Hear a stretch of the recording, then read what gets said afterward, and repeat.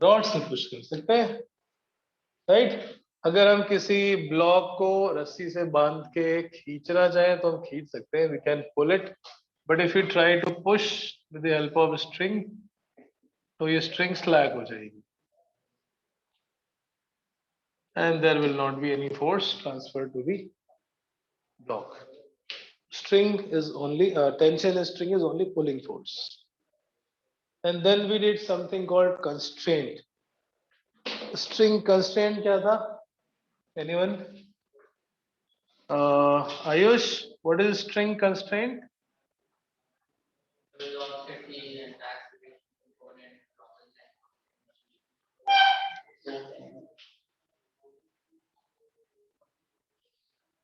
आयुष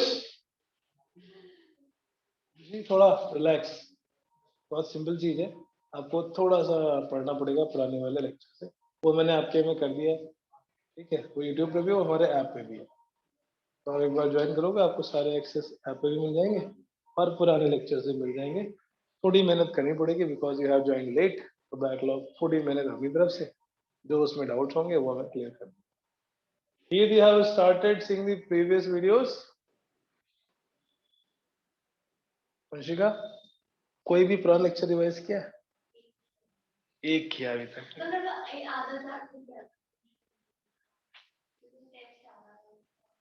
तो आधे से हो गया कंप्लीट। मोशन पेन के कम से कम 10 लेक्चर होंगे, ज्यादा ही होंगे, 10 होंगे। आप तो बोले मैंने आधा देखा। अच्छा 10 में से आधा देखा, उधर का एक क्लास का आधा देखा। ओके फिर ठीक है, okay relax, take a deep breath, तुम टेंशन में आ गए। ये सब बहुत सिंपल चीज है, थोड़े अभी हम डिटेल में पढ़ेंगे, आप एक बार रिवाइज करना। स्ट्रिंग कंस्ट्रेंट बहुत कॉमन सी चीज है। अगर कोई भी दो बॉडीज को हमने एक रस्सी से कनेक्ट करके रखा हुआ है और स्ट्रिंग की लेंथ इंक्रीज नहीं हो सकती, इफ यू पुल इट, जितनी वेलोसिटी से पहला एंड मूव करेगा उतनी वेलोसिटी से दूसरा, इफ द वेलोसिटी डिफरेंट तो बीच से ब्रेक हो जाएगी, एक ज्यादा मूव करके दूसरी पीछे रहेगी, is will break. And they will have same acceleration also, but ये किधर के लिए ट्रू होगा? Only along the line joining, only along the length. जैसे तो सीधी रस्सी है इसलिए A1 और A2 is along the string only. एक एग्जांपल हमने किया था कुछ वैसा ही क्वेश्चन आया हुआ है एग्जाम में, in fact in JEE exam. Question बहुत ही सिंपल सा है, on the string constraint you will find in every book, find the relation between V1 and V2 in the following diagram. अभी जो लोग मेडिकल की प्रिपरेशन कर रहे हैं, कल नीट का पेपर था और अच्छा खासा था। लास्ट ईयर वाज एक्सेप्शन, जिसमें फिजिक्स बहुत इजी आई थी, इस बार फिजिक्स ठीक ठाक टफ थी। तो हम जो पढ़ते हैं इसी लेवल की थी, मतलब इससे ऊपर बिल्कुल भी नहीं है, डोंट वरी, जो हम इस क्लास में पढ़ते हैं। एनीवन एमिंग फॉर नीट, तो आपको ये डीपीपी वाला लेवल करना चाहिए। हाँ ये क्वेश्चन आपको करना है try. This is a system, angle theta and theta, नहीं दो है, लेकिन इससे दोनों लगी हुई है, ए पे दोनों अटैच है, this is B and C. Question is, if the block B is pulled downward with velocity V,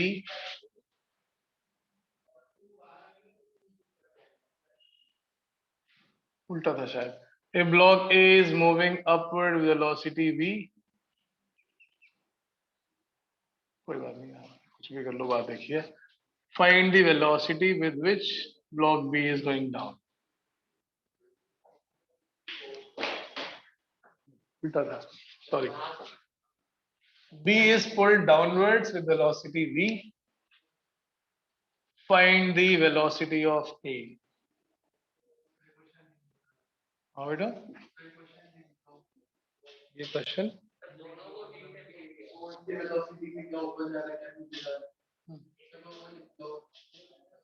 okay, find the velocity of block A if B and C are pulled find the velocity of block A if B and C are pulled downwards with velocity V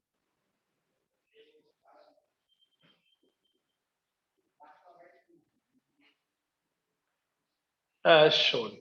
किसी instant पे B और C नीचे की तरफ जा रहे हैं, आपको A की वेलोसिटी बतानी है कितनी है। Hint is the string constraint.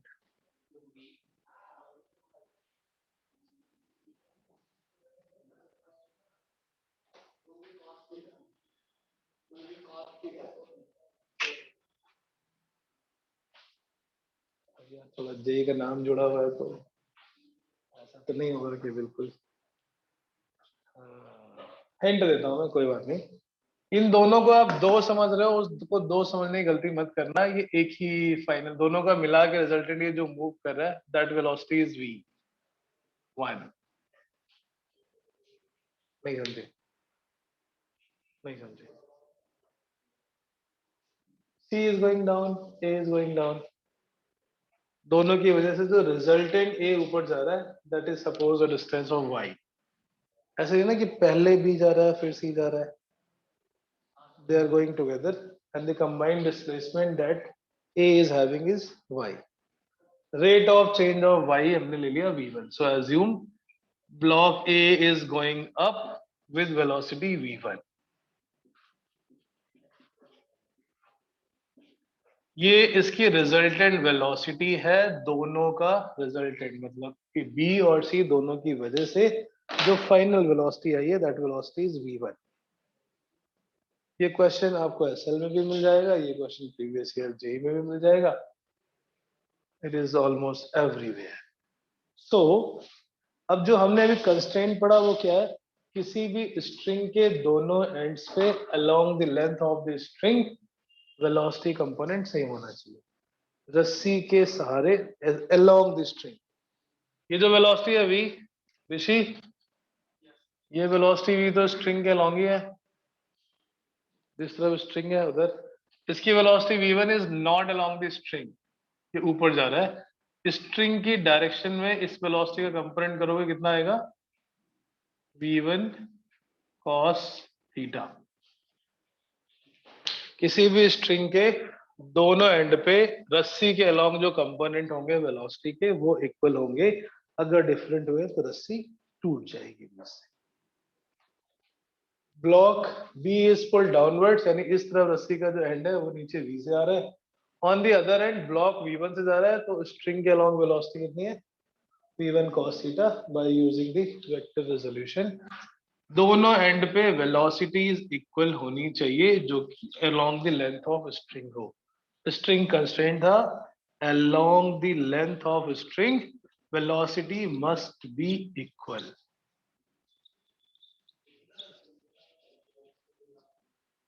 दोनों तरफ की velocity along the length of the string same होनी चाहिए, नहीं तो रस्सी v से टूट जाएगी।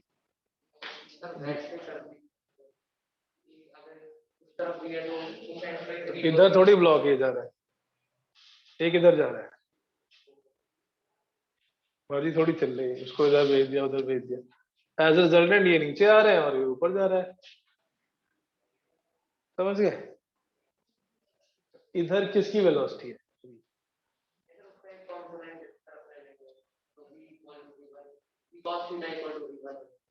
तो अलोंग द स्ट्रिंग नहीं हुआ ना, समझ? तुमने लास्ट टाइम भी डाउट पूछा था शायद। ओके, ईशान नहीं, अच्छा हीत ने पूछा था, sorry it's not your doubt. ये v नाउ इज सेइंग कि हम ऐसा क्यों नहीं कर सकते, v को v cos थीटा कर लें and v cos theta is equal to v1। Is it along the string, रस्सी इधर है, स्ट्रिंग तो इस साइड है ना, नहीं जबरदस्ती वाला हुआ अभी, काफी हो गया। जो कॉन्सेप्ट है उसके हर एक वर्ड में कुछ मतलब सिग्निफिकेंस होता है। किसी भी स्ट्रिंग के दोनों एंड पे जो स्ट्रिंग के अलोंग वेलोसिटी है वो सेम होनी चाहिए। अगर आप ये v ले रहे हो और इसको रिजॉल्व करके v cos थीटा को v1 के equal, this is not along the string. String के अलोंग जो वेलोसिटी कंपोनेंट है वो इक्वल करना है। ए ऊपर जा रहा था v1 से, along the string component is v1 cos theta, so v1 should be v divided by cos theta. जो क्वेश्चन पहले जे में आता है वो 4-5 साल बाद नीट में आ जाता है। ये नीट में भी आया हुआ क्वेश्चन है, अच्छी बात है, फिर से समझते हैं। बी नीचे, ए ऊपर जाएगा, ये तो समझ आ रहा है। ए ऊपर जा रहा है, उसकी वेलोसिटी हमने मान ली v1, ये तो ऊपर की तरफ वेलोसिटी है, स्ट्रिंग की तरफ कितनी हुई, कंपोनेंट ले लिया ना, v1 cos थीटा, ये एंड v1 cos थीटा से जा रहा है तो दूसरा एंड भी सेम वेलोसिटी जाएगा, अलग हुए तो टूट जाएगी। सिंपल। थोड़ी ना फीलिंग अटैच करोगे तो समझ में आना स्टार्ट हो जाएगा।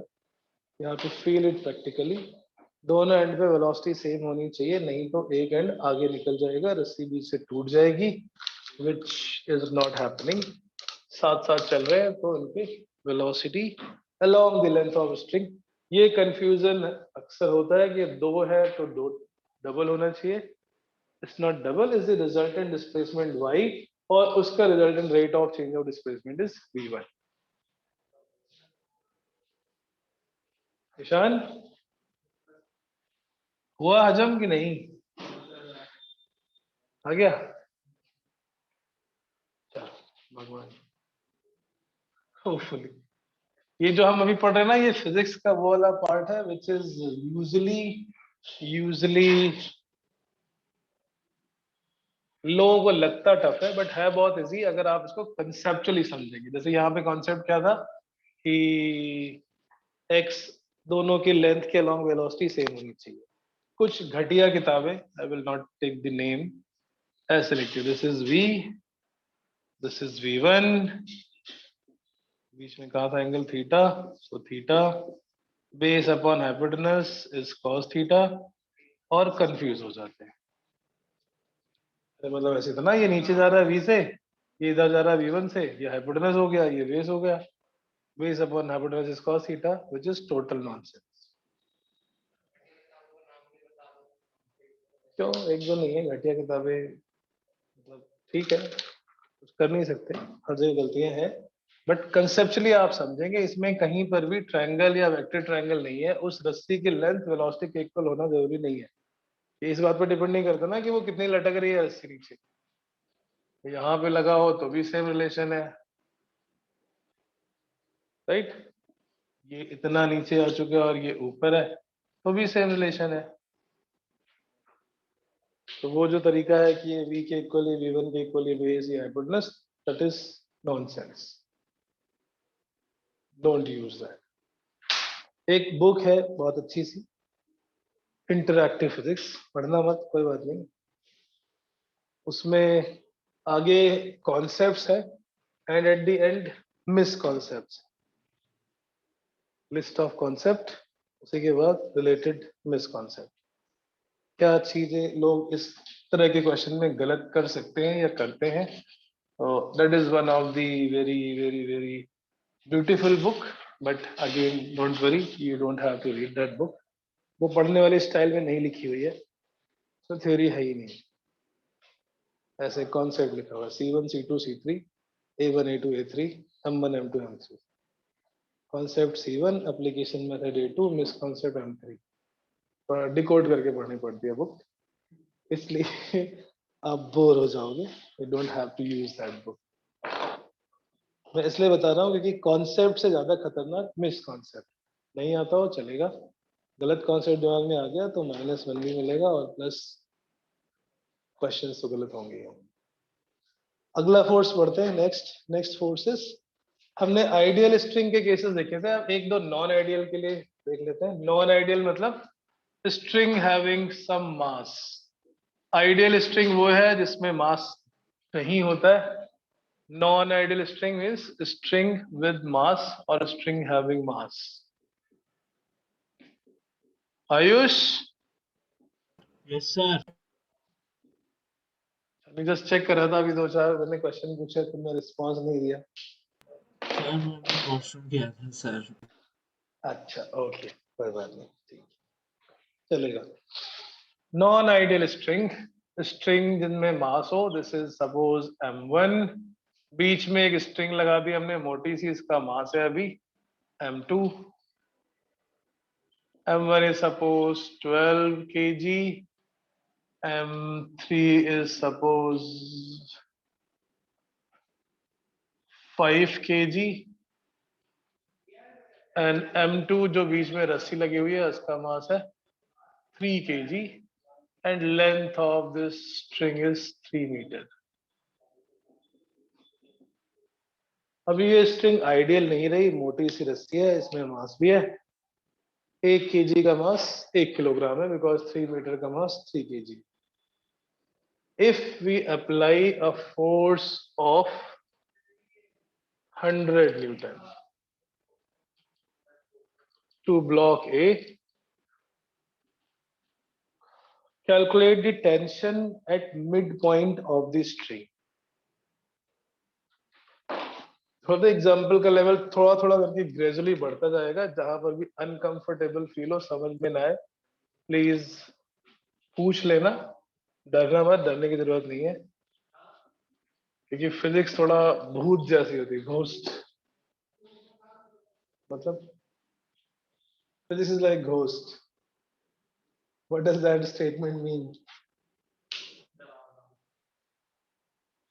भूत डरावना होता है, देखा कभी? फिर कैसे पता? यही सीखा आज तक। हाँ, घोस्ट से डर क्यों लगता है? क्योंकि पता नहीं क्या होता।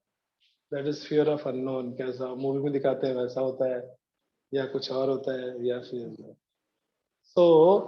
जब तक हमें पता नहीं होता तब तक डर लगता है।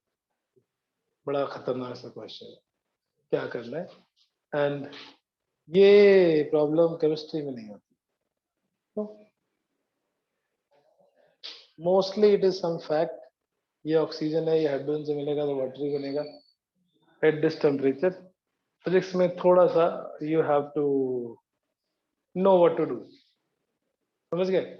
तो इसलिए स्टेप बाय स्टेप आपको समझना है, सीखना है। आइडियल और नॉन आइडियल में क्या डिफरेंस आया, पहले तो ये समझना है। कीवर्ड्स हल।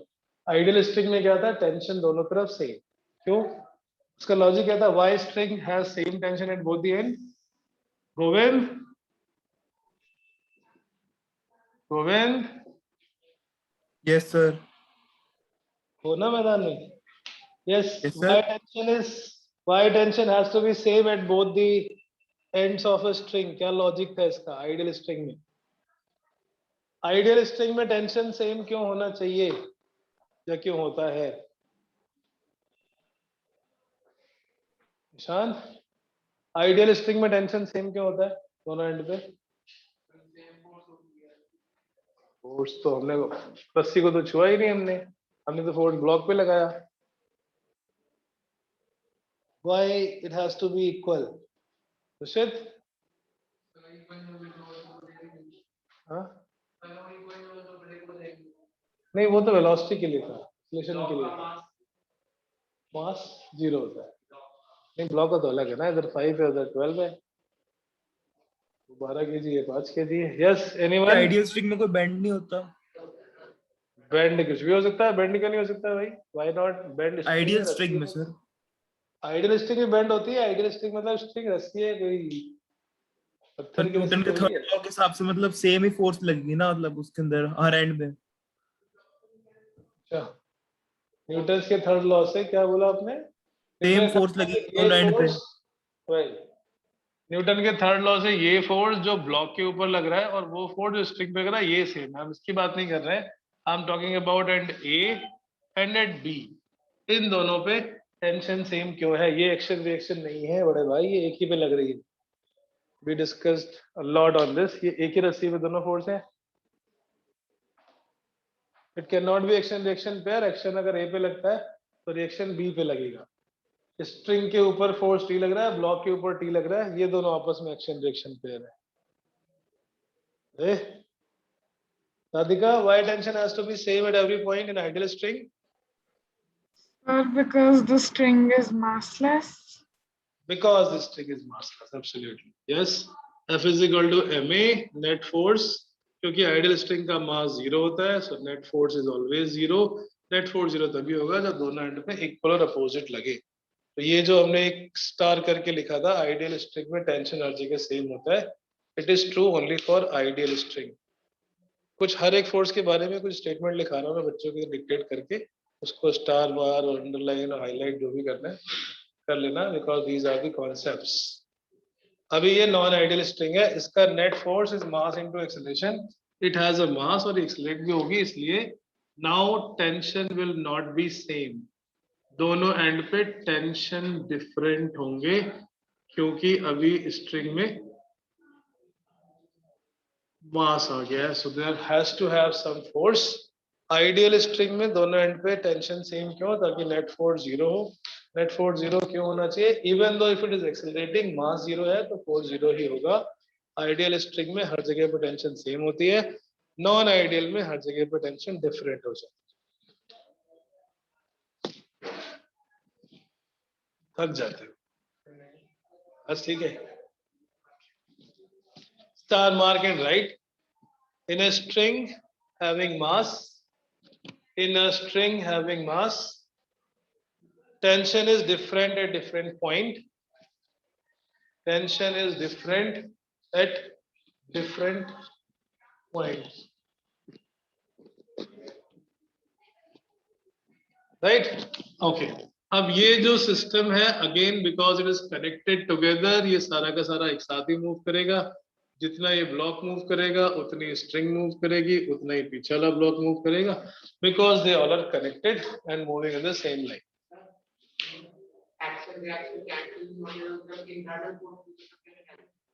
तो दोनों अंदर आ गए ना, हमारी मसल दोनों अंदर आ गई। अभी एक मसल दूसरे मसल पे फोर्स लगा रही है ना, फोर्स के लिए दो चाहिए, अकेले अपने ऊपर तो फोर्स लगाएगा नहीं कोई पार्टिकल। तो when the both is in this system तो कैंसिल हो गया, ये T1 T1 कैंसिल, ये T2 T2 कैंसिल। केवल अगर केवल ब्लॉक ए को देखोगे तो कैंसिल नहीं होगा, क्योंकि इस पे इधर हमने फोर्स लगाया बाहर का F, पीछे रस्सी ने लगाया T1। राइट, किसने लगाया T1? ये स्ट्रिंग में। अगर स्ट्रिंग को भी यहाँ जोड़ दोगे तो दोनों forces cancel out, if string is the part of the system. अंदर नहीं जा रहा है, रिफ्लेक्ट होके बाउंस होके वापस आ गया। थिंक अगेन, एक ही बॉडी मारे ना, तो अंदर बहुत सारी चीजें सब एक दूसरे फोर्स लगा रहे हैं, कैंसिल हो गया। दूसरा, अगर हम स्ट्रिंग का एबिलिटी देखते हैं, स्ट्रिंग को इस ब्लॉक ने खींचा T1 से, पीछे वाले ने खींचा T2 से। अब तीसरे वाले का फोर्स देखते हैं, FBD of the third block जो B है, उस पे केवल एक फोर्स लग रहा है T2। ये इन तीनों की अलग अलग कहानी है। अगर हम तीनों को एक साथ सिस्टम में कंसिडर कर लेंगे तो ये T1 कैंसिल, ये T2 और ये T2 cancel, T2 T2 gone, T1 T1 gone, बचेगा केवल F। क्योंकि सारा एक साथ मूव कर रहा है तो इसको अलग अलग ना कंसीडर करके we consider it as one single mass of M1 plus M2 plus M3. All three are moving together. Consider this system. For this system of the block plus string, net force is equal to mass into acceleration. कुछ कहा आपने? F और ये total mass आ गया M1 plus M2 plus M3 into A. T1 T1 cancel, T2 T2 cancel, and that net force cancel out each other. अच्छा, केवल F which is 100 Newton, M1 plus M2 plus M3 that's 20. So A की value आ गई 5 metre per second square. ये तीनों साथ में move कर रहे हैं with the acceleration of 5 metre per second square.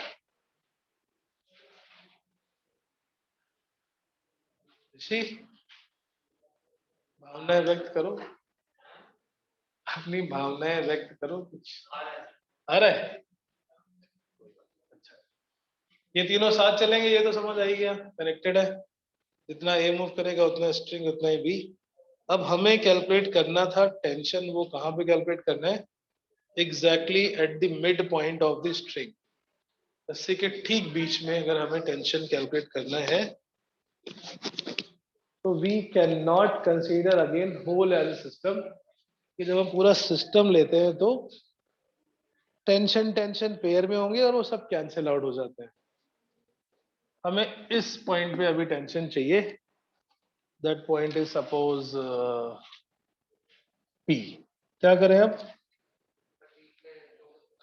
यहां से इसको तोड़ देते हैं। अब हम जो स्ट्रिंग का पार्ट बनाएंगे या सिस्टम बनाएंगे, we will consider now this as a system, आधी रस्सी और पीछे वाला ब्लॉक भी। सिस्टम हमारी मर्जी है, सिस्टम मतलब हम किसकी इक्वेशन लिख रहे हैं, part of this system, part of the universe under observation is called system. हमने तीनों को ले लिया एक बॉडी, उसके लिए इक्वेशन थी ये। अलग अलग लोगे तो अलग अलग इक्वेशन लिख सकते थे, सेम रिजल्ट आएगा। ये लेफ्ट में जा रहा है यानी F बड़ा होना चाहिए T1 से, net force is mass into acceleration. ये भी लेफ्ट में जा रहा है, T1 has to be greater than T2, that will be equal to mass into acceleration, right? इसके लिए नेट फोर्स केवल एक ही लग रहा है ना, T2 is equal to mass into acceleration m3 into a, तीनों को ऐड कर देते हैं, वही आएगा। बिल्कुल आना ही वही चाहिए, तीनों का समेशन ही तो है वो 1 + 2 + 3। या तो सिस्टम के लिए एक साथ इक्वेशन लिख के एक्सेलरेशन निकाल लो,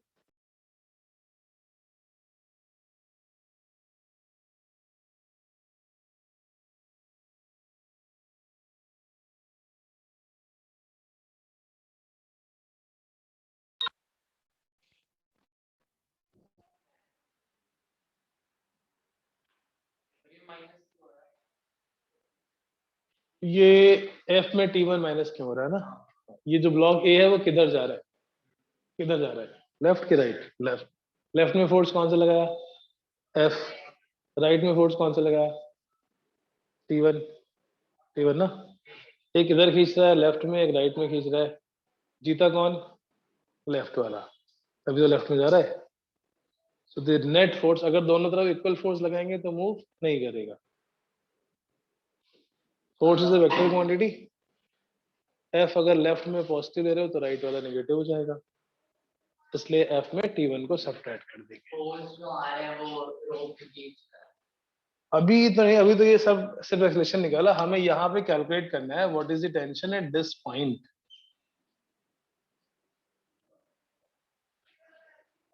अभी इसमें कुछ कैलकुलेट है, T1 is at end A, T2 is end at B, हमें तो निकालना है बीच वाला।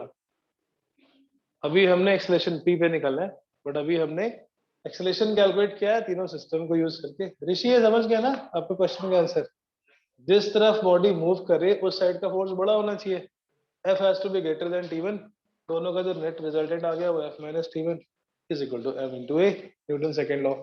अब पॉइंट P पे अगर हमें टेंशन निकालना है तो उसको P से काट के उतना सिस्टम अलग कर लेते हैं। यस, ये रस्सी है बीच वाली, इसको ब्लॉक ने इधर खींचा T1 एक्सटेंशन से, दूसरे एंड पे B अटैच था, उसने अपनी तरफ खींचा T2 से, फिर भी जा किधर रही है, लेफ्ट में। T1 has to be greater than T2. Net force is mass into acceleration. कुछ कह रहे थे, tension at the mid point कैसे कैलकुलेट करेंगे, अब वहां से सिस्टम को अलग कर लेते हैं। Now we consider this portion of system separately, half string and this block, half string and this block.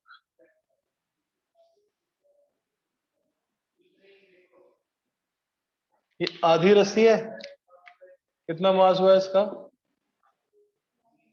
आधी मतलब 1.5 मीटर, मास कितना हुआ 1.5 kg, 3 मीटर का मास 3 kg है, 1.5 मीटर का मास 1.5 kg, और M3 कितना है, B is 5 kg, B का मास है 5 kg। ये पूरा लेफ्ट में जा रहा है, किस फोर्स की वजह से, only this tension. T is equal to 1.5 plus 5 into A. हमने अप्लाई कर लिया फिर से Newton second law for this portion of the system. आधी रस्सी और पीछे वाला ब्लॉक. सिस्टम हम कहीं से भी तोड़ सकते हैं, कहीं से भी जोड़ सकते हैं. अपनी मर्जी के हिसाब से हम बाउंड्री ऑफ सिस्टम डिसाइड कर सकते हैं. इसमें बीच में T2 D2 लग रहा था, वो कैंसिल आउट हो गया, वो मैंने शो नहीं किया. इस रस्सी ने ब्लॉक को खींचा था T2 से और ब्लॉक ने रस्सी को वापस खींचा T2 से. These two cancel out. Net force is mass into acceleration 6.5 into 5 because acceleration was 5. कितना 32.5 न्यूटन. इन क्वेश्चन को एक बार दोबारा खुद लगा ट्राई किया करो इन होमवर्क, थोड़ा और अच्छे से समझ में आएंगे. इसमें टेंशन दोनों एंड पे डिफरेंट क्यों है Vanshika? Why tension different at both the and? वो लग थोड़ी रहा था, वो तो मैंने शो किया है. जो पिछला क्वेश्चन किया था हमने लास्ट क्लास में, उसमें टेंशन दोनों एंड पे सेम थी. Why tension is not same?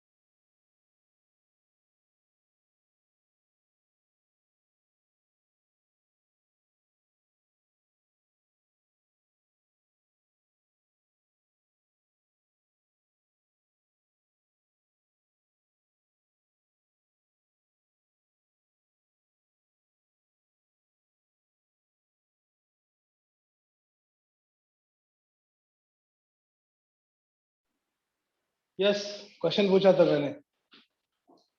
Vanshika, you have to answer. क्या बेटा ये समझा रहा हूँ, समझ नहीं लग रहा है। हमने लास्ट क्लास में जो क्वेश्चन किया था वो स्ट्रिंग में मास नहीं था, that was an ideal string.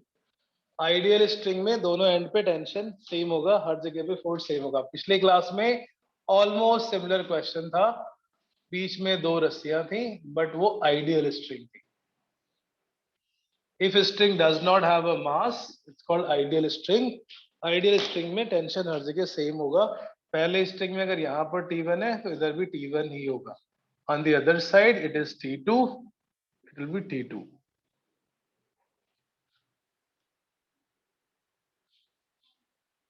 हाँ क्या सर तो नहीं किया आपने?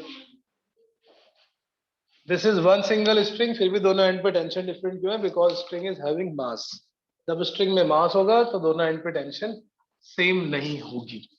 आगे बढ़ते हैं, बाकी हम इसको होमवर्क में रिवाइज करेंगे। रिवीजन का मतलब है, देखो फिजिक्स में थ्योरी पढ़ना बहुत आसान है, बहुत इजी है, जो आपको 9th तक सीबीएसई ने लोरी की तरह सुनाई है।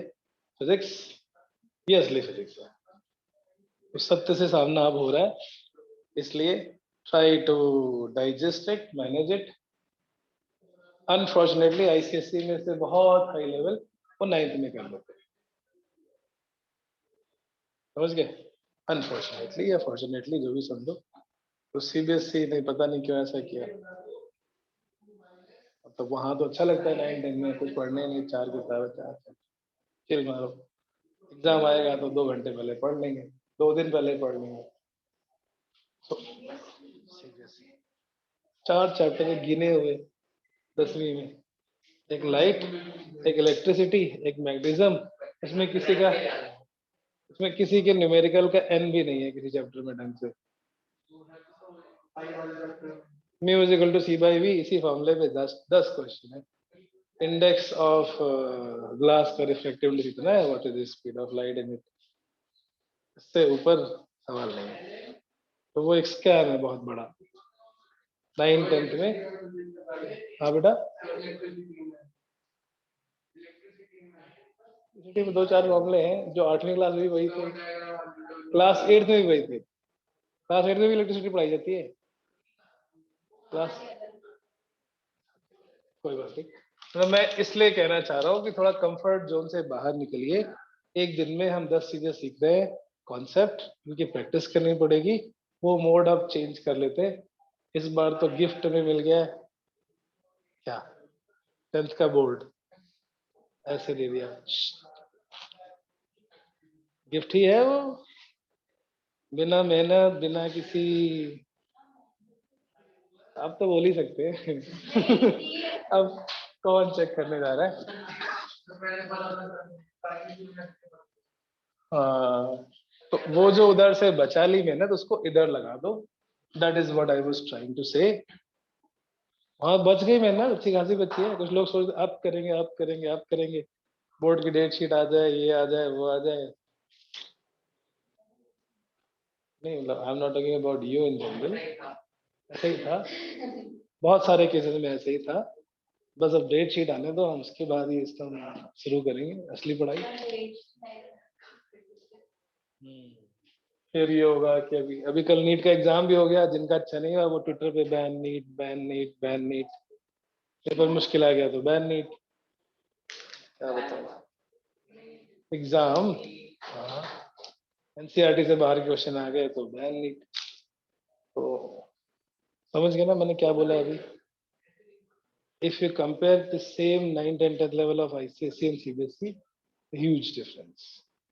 उसका एलिमेंटल सेम है, यही प्रॉब्लम, यही बन गया है। फिर 10th से 4 लेवल जंप करना है सीबीएसई वालों को to match the pace. ICSE वालों को बस स्मूथ थोड़ा नीचे आना है, ऊपर नहीं जाना, थोड़ा सा नीचे आना है बस। यस, लेकिन फिर बचपन में मेहनत करनी पड़ेगी, या तो इधर कर लो या उधर कर लो।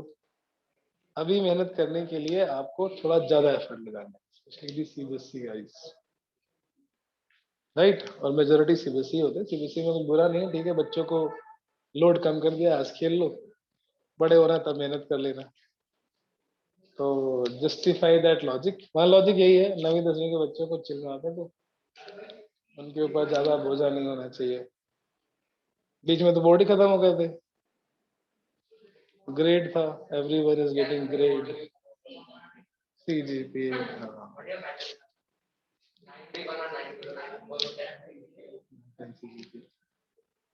लेकिन उसका खामियाजा आगे पता पड़ता है, अब समझ नहीं आता ये स्ट्रिंग में मास, स्ट्रिंग मासलेस, पुली विली क्या है ना, उसके लिए बहुत कंसंट्रेट करना पड़ता है, और वो हर किसी के साथ होता है। तो यू आर नॉट न्यू।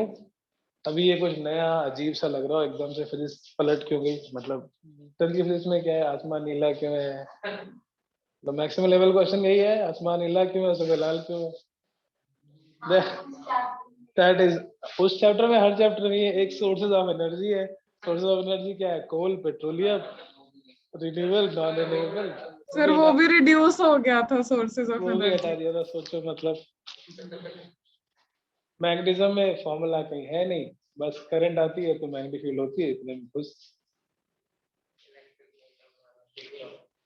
तो मतलब ठीक है, what I am trying to say is,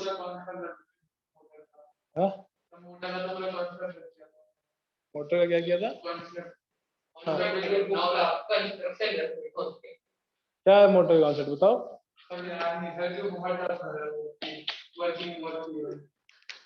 मैं वही समझा रहा हूँ, अगर वो वहां पे बहुत टफ था तो फिर ये तो आउट ऑफ वर्ल्ड है। इसलिए you have to step up, every day you are suppose to do 10 to 20 problem. किसी मुश्किल चीज को सीखने का ये तरीका होता है, ड्राइव कर लेते हो, ड्राइव कर लेते हो, साइकिल चला लेते हो, बाइक, बाइक तो पहली बार चलाते हैं तो बहुत डर लग रहा होता है, किसी ना किसी को ठोक ही देंगे, right, but when you do it again and again and again, फिर आंख बंद करके भी चला दो। Same is here, because this is new, this is very new for you. जितना पूरे 9 10th की फिजिक्स में मिलके पढ़ा था, उसका 5 टाइम्स हम अभी तक पढ़ चुके बाय द वे, ये पहले 3 चैप्टर में। हाँ तो वो that's not physics, physics is all about modelling. ऐसे तो न्यूटन से 1800 साल पहले इंडियन मैथमेटिशियन ब्रह्मगुप्त ने ग्रेविटेशन बता दिया था क्या होता है, क्यों नहीं मानते उसको, because he didn't give the formula to solve how much force is acting. समझ गए, वही 9th की फिजिक्स और 11th की फिजिक्स में डिफरेंस। 9 में सिर्फ ओरल बकवास है और थोड़े थोड़े से क्वेश्चन है, छोटे छोटे। So, उधर की मेहनत कम थी, इसलिए इधर मेहनत कम, और वो ट्रांजिशन आप जितनी जल्दी उस सत्य को स्वीकार कर ले, फिजिक्स थोड़ी कंफर्टेबल हो जाएगी। तो फिजिक्स में ज्यादा जंप है, बाकियों में भी है, फिजिक्स में थोड़ा सा ज्यादा है।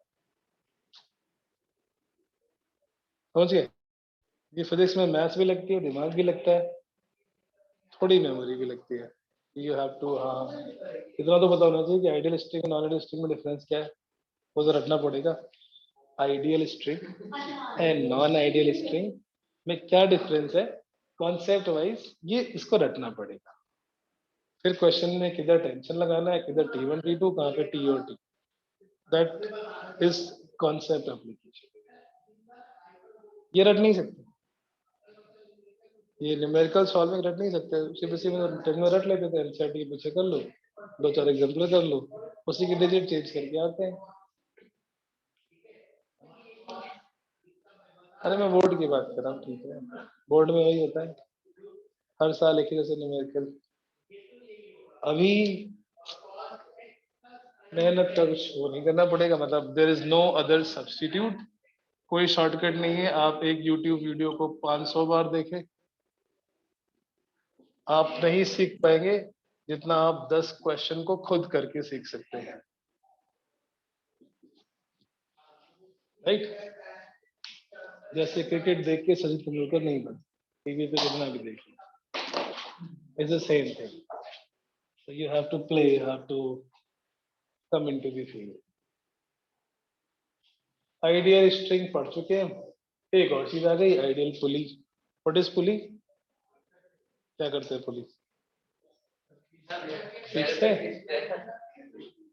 खींचते हाँ पुली से खींचते हैं और पुली हो है क्या क्या बोलोगे if I ask you to define pulley what is a pulley Govind define what is pulley Govind A string around a wheels, or it can be pulled from either side. String तो है ही नहीं मैं सिर्फ पुली पूछ रहा हूँ व्हाट इज पुली ऋषि पुली क्या होता It's है a simple machine, sir.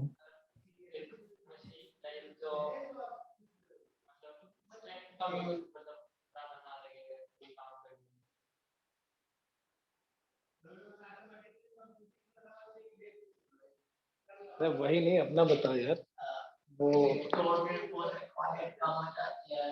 Force required कम हो जाती है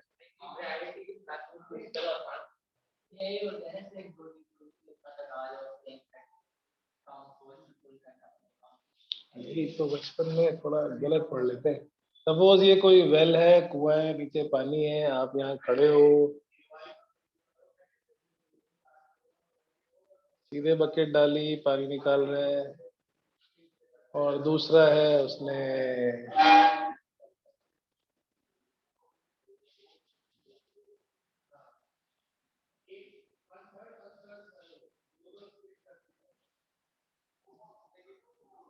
person A person B situation तो समझ ही गए कुआं पानी बाल्टी सेम साइज सब कुछ A is pulling B is pulling B force किसको ज्यादा लगाना पड़ेगा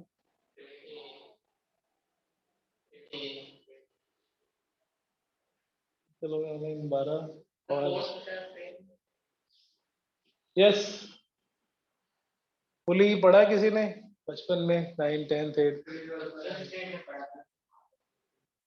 कहाँ पढ़ा था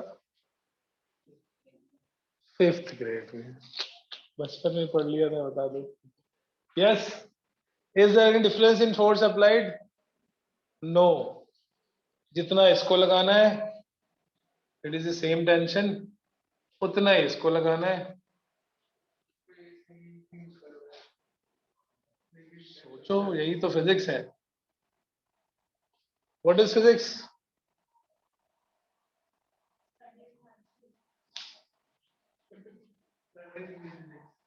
physics study of natural phenomena आगे किस तरह से पढ़ते हैं बाय ऑब्जर्वेशन एक्सपेरिमेंट और कुछ कुछ एनालिसिस कर ठीक है एक तो हम नेचुरल पढ़ते हैं ये पहाड़ है ये धरती है ये झरना है that is geology that's not physics why this pulley is required क्या किया इसने क्यों लगाते हैं मेहनत तो उतनी लग रही है फोर्स भी उतना ही लग रहा है लटकना क्या है पानी निकालना लटकना थोड़ी है yes anyone Harshivrat Yes, sir. What is the advantage of pulley the force same ही लग रहा है तो क्यों पैसे बर्बाद किए सर मेरे ख्याल से फोर्स अब्जॉर्ब कर लेता ना थोड़ा तो सही भी लग रहा है बेटा फोर्स तो जितना इसको उतना ही टेंशन यहाँ उतना ही यहाँ उतना ही आपके हाथ पे उतना ही फोर्स लगाना है नीचे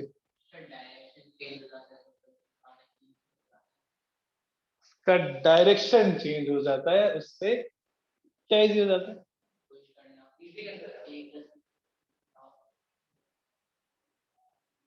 थोड़ा बोलो यस यू आर क्लोज इस पुली से सिर्फ और सिर्फ एक फायदा हुआ हमने एफर्ट की डायरेक्शन चेंज जब हम नीचे से खींच रहे हैं तो हमारा पैर थोड़ा बॉडी आगे तरफ लीन होगी and there is a chance कि हम नीचे खींचे समझ गए because we lean forward force लगाने के लिए पुली के ऊपर से आराम से you can pull it so हमने फोर्स को एक कन्वीनियंट डायरेक्शन में बदल दिया बस एक सिंगल पुली से किसी भी फोर्स की हेल्प नहीं हुई एफर्ट रिड्यूस नहीं हुआ कन्वीनियंस हो गई आराम से बैठ के भी खींच सकते you can pull that with the help of one single string ताकत इतनी लगेगी फोर्स इतनी लगेगा यस समझ गए ना क्या एडवांटेज क्या है अब ऐसे तो नहीं कि आप हवा में यहाँ में खड़े होकर निकालोगे obviously you will be little behind हमारे लिए था हमारे लिए कन्वीनियंट हो गया ना, नहीं हुआ भाई है। That is advantage of pulley, to change the direction in convenient, to change the effort in convenient direction. नीचे से ऊपर खींचते टाइम गिर सकते हैं, ऊपर से नीचे गिरते टाइम सो भी सकते हैं आराम से, कोई प्रॉब्लम नहीं है। There is no chance of falling down, right. तो सिंगल पुली से ये फायदा नहीं हो रहा है कि हमने फोर्स को चेंज कर दिया, एफर्ट कम कर दिया, हमने सिर्फ अपनी कन्वीनियंस की कि सेफली हम पानी निकाल सकते, दैट्स इट। समझ गए, राइट। अब पुली है क्या, कैसे डिफाइन करेंगे? It is a disc or cylinder having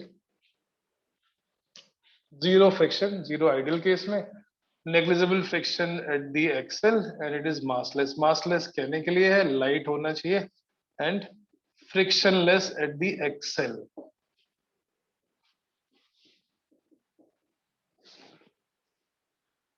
Frictionless at axle. Axle मतलब जहां से वो घूमता है।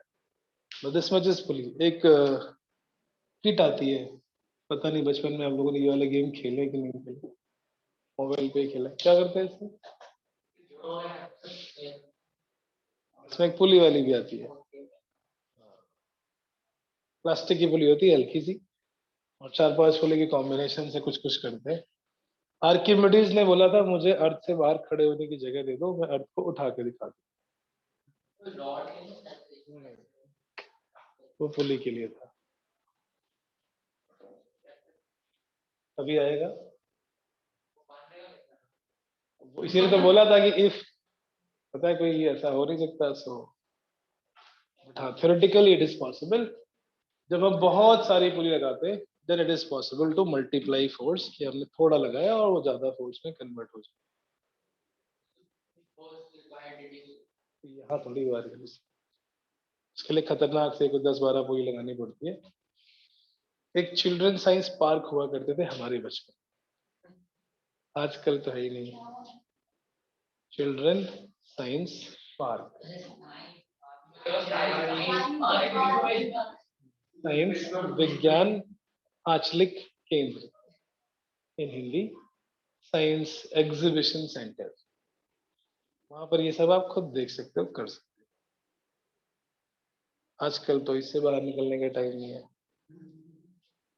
वही बंद हो जाए सोने से पहले, मोबाइल फोन को सुला के सोते हैं, है ना? सोते टाइम भी सामने होता है, उठते टाइम भी सामने होता है। That's the drawback. Albert Einstein said, "The day technology will surpass human communication, we will become bunch of idiots." Hindi में बताते हैं,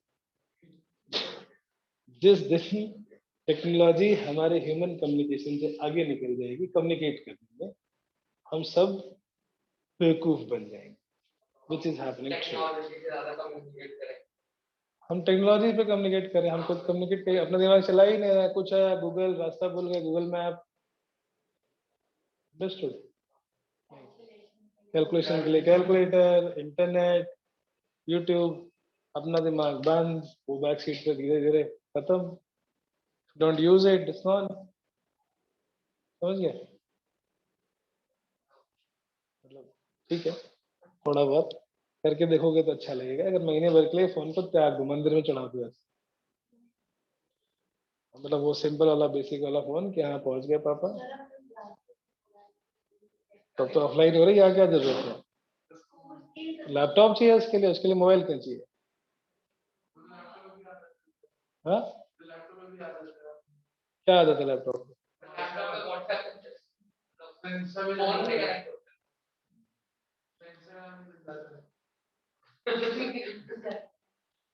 There is something called will power,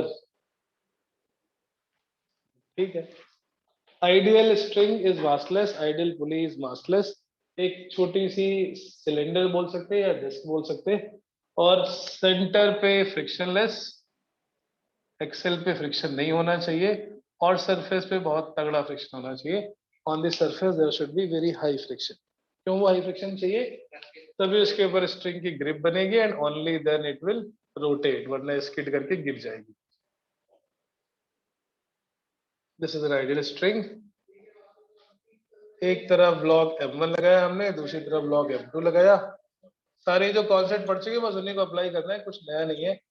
massless का मतलब क्या होता था? What does massless convert in terms of force? Massless से क्या मतलब? कुछ बत्ती जलनी चाहिए। अभी हम यूज कर चुके हैं प्रीवियस क्वेश्चन में। स्ट्रिंग इज मासलेस, उसका कंक्लूजन क्या था? नेट फोर्स जीरो, यानी कि वो यहाँ भी ट्रू होना चाहिए क्योंकि ये मासलेस है, तो net force on the pulley was to be zero. ऐसे हम कॉन्सेप्ट डेवलप करते हैं। मासलेस मतलब नेट फोर्स जीरो। जब ये एफबीडी बनाएंगे we have to take care of this thing, net force has to be zero on ideal pulley as well. ये string भी आइडियल है। हाँ होएगा, रुको। एक तो पहले हमने वेट पढ़ा था, पहला फोर्स। मैं जानबूझ के इस टॉपिक में बहुत स्लो चल रहा हूँ क्योंकि थ्योरेटिकल पोर्शन आप कवर कर चुके हैं सीबीएसई में। My job is to make this numerical looks easy, और वो इजी तभी होता है जब अच्छे से समझ में आता है अंदर तक। ये तो वही सेम जो पढ़ा अभी तक, दोनों आइडियल स्ट्रिंग है। आइडियल स्ट्रिंग है इसलिए टेंशन सेम है, मास जीरो इसलिए टेंशन सेम, और ये एक ही रस्सी है। In an ideal string tension is same at every point. बीच में हर जगह पे ये कैंसिल हो रहा है। ऊपर की तरफ उसने पुली को नीचे खींचा है, नीचे की तरफ उसने ब्लॉक को ऊपर की तरफ पुल किया है।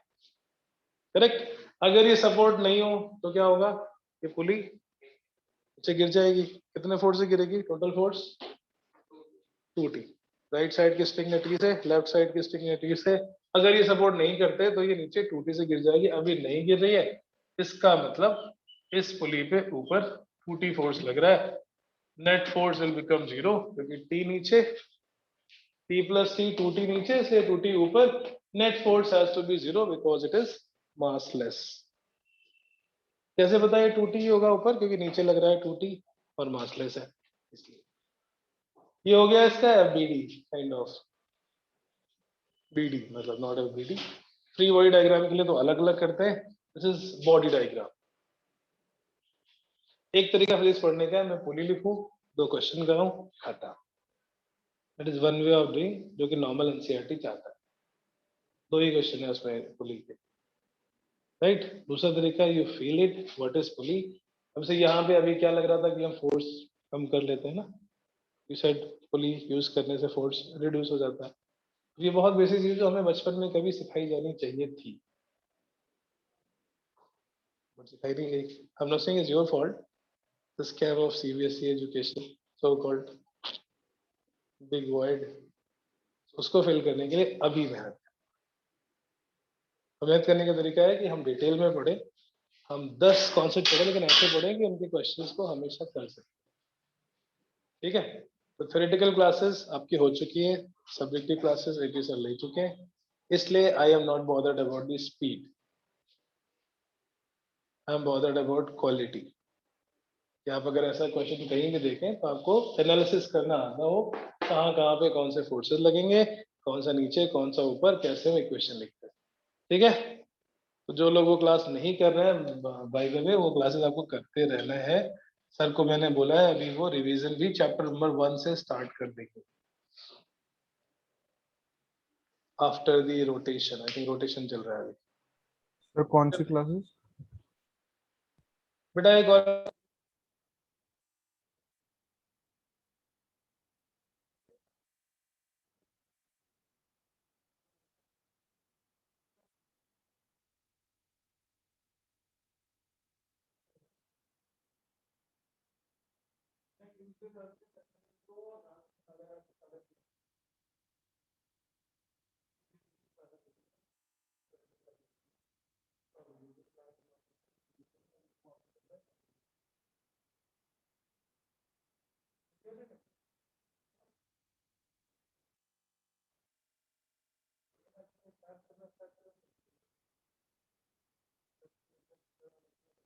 Sir, you aren't audible.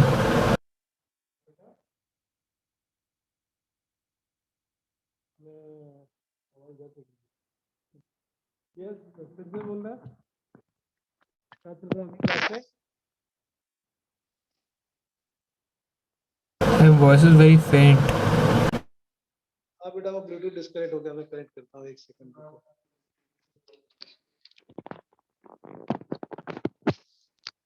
एक मिनट होल्ड।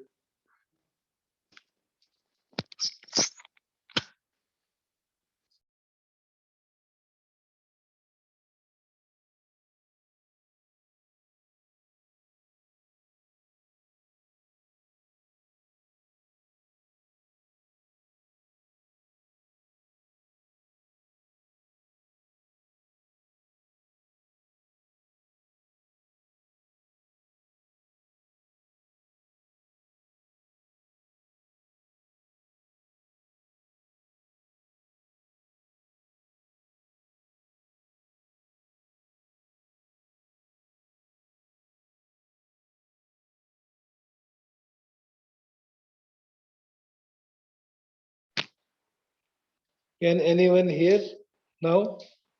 Yes, sir. अभी आ रही better? Yes, sir. Okay. ये भी सैचुरेट हो जाता है.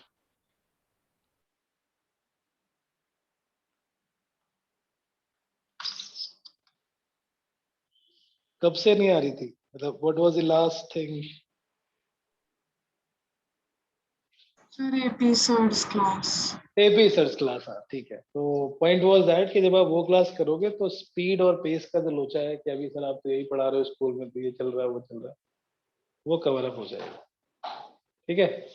तो consider that for a school and consider this for overall learning and in-depth understanding of the topic. ठीक है. समझ गए. तो टर्म 1 का जो सिलेबस का रिवीजन है वो सर स्टार्ट कर देंगे आफ्टर फिनिशिंग रोटेशन. रोटेशन के आगे किसी का शायद नहीं आ रहा है. टर्म 1 में ग्रेविटेशन आ रहा है किसी का स्कूल का? कब है term?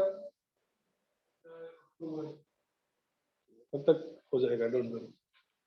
So these two blocks are connected together by ideal string passing over an ideal pulley. पुली में फ्रिक्शन लेस हो रहा है, लेकिन कहाँ पे? एक्सेल पे सरफेस पे बहुत हाई फ्रिक्शन होना चाहिए. स्ट्रिंग आइडियल है. Since it is connected together, जितना ये नीचे जाएगा उतना ऊपर जाएगा. दोनों तरफ की वेलोसिटी भी सेम होगी, दोनों तरफ का एक्सेलरेशन भी सेम होगा. अब जब हम इक्वेशन लिखेंगे, मिस्टर ऋषि, M2 की इक्वेशन बता सकते हो? ये नीचे जा रहा है, ये हमने अज्यूम किया, और वो कैसे पता पड़ेगा? जिसका मास ज्यादा होगा वो नीचे जा रहा होगा. Common sense. Sir m2g minus t is equal to m2a. Equation बताओ इसकी. M2 की ये नीचे जा रहा है, तो नीचे फोर्स M2 लग रहा है, ऊपर T लग रहा है. What is the net force? अभी तुमने डाउट पूछा था ना पहले, ये वही क्वेश्चन है कि माइनस क्यों किया. M2G नीचे, T ऊपर. What is the net force?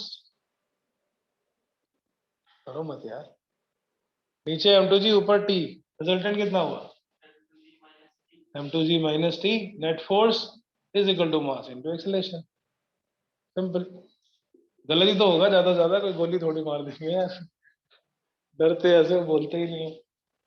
गलत होगा तो होने दो, सही हो जाएगा. M1 की इक्वेशन वो किधर जा रहा है? ये नहीं, ये जा किधर है? ऊपर. यानी T बड़ा होगा t M1G से, तो T has to be greater than M1G. Net force is T minus M1G is equal to M1A.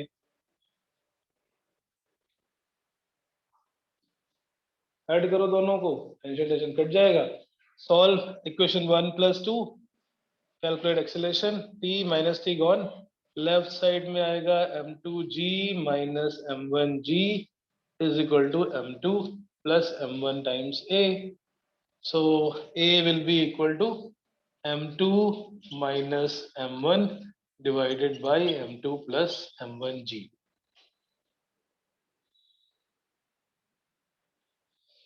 Two blocks connected together by an ideal string passing over an ideal pulley is called Atwood's machine.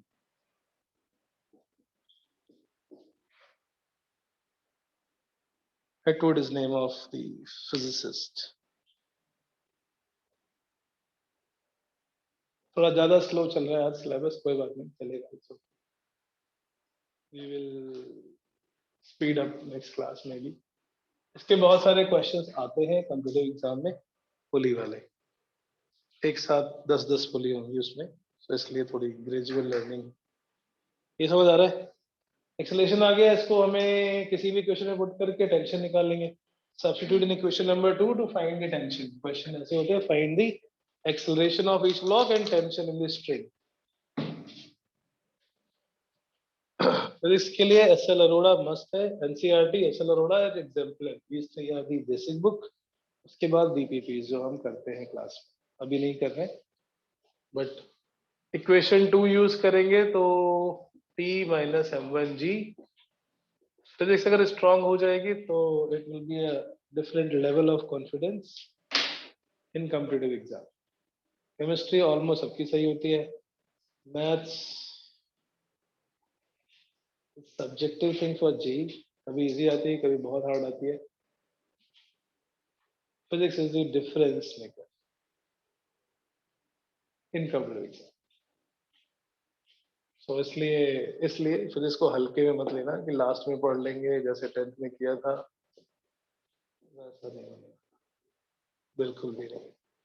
m1 common g plus a की value substitute कर दो, g plus m2, और ये जो standard result है इसको अलग से आप एक अच्छी सी डायरी बना लो या कुछ भी फाइल बना लो। You have to write all these formulas after the practice.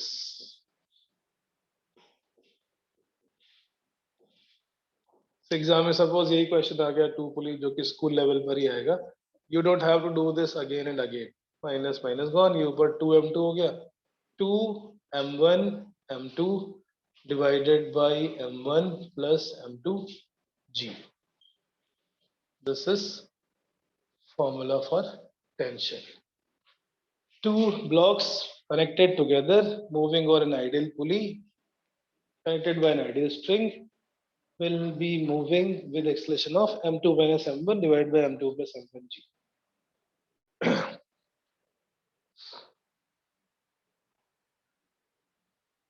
Acceleration ये ईच ब्लॉक का है, लेकिन एक नीचे जा रहा होगा दूसरा ऊपर।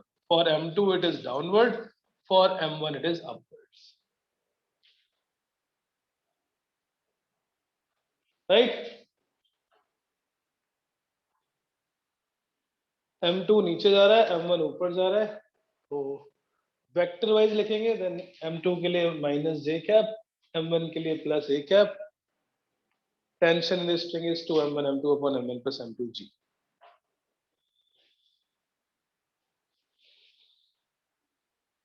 Govind, Yes, sir. things under control. What is the relative acceleration of m1 with respect to m2? m1 के रेस्पेक्ट में m2 का एक्सेलेरेशन कितना है?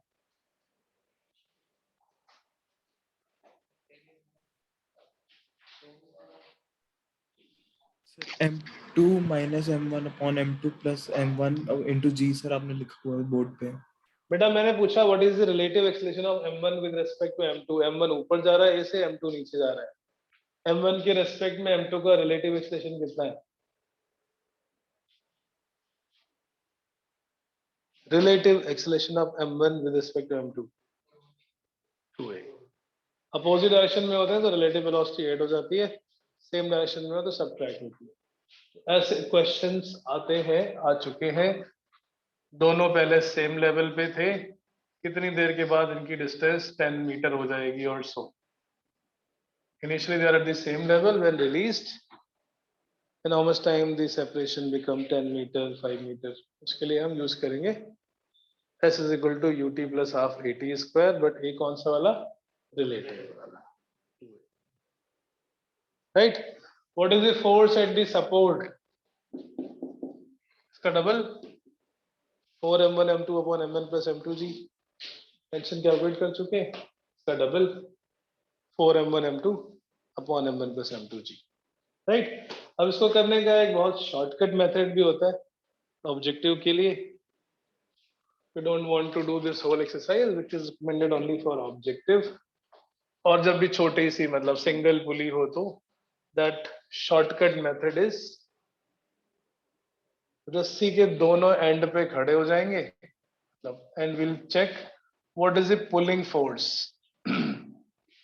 acceleration of each block will be net pulling force, net pulling force along the string divided by total mass। मैंने इसकी DPP आपको भेज दी है आपके ग्रुप में। In the Friday class we will do analysis of these problems. अभी हम एक छोटा सा एग्जांपल से देख रहे हैं, इसको बाकी सब भूल जाओ, ऊपर क्या बवाल है। इसको रस्सी को नीचे कौन खींच रहा है? Which force? m1g। इधर कौन खींच रहा है? m2g। अगर दोनों बराबर खींच रहे होंगे तब तो रुक जाएगा ना इधर ऑफ द मोशन, जो बड़ा है वो अपनी तरफ पुल कर ले जाएगा। Here m2 is greater, right. So ये m2 ऐसे फोर्स तो सेम लग रहा है, सेम डायरेक्शन में दिख रहा है, बट वो एक्ट अपोजिट कर रहे हैं, एक नीचे एक ऊपर। So what is the resultant pulling force?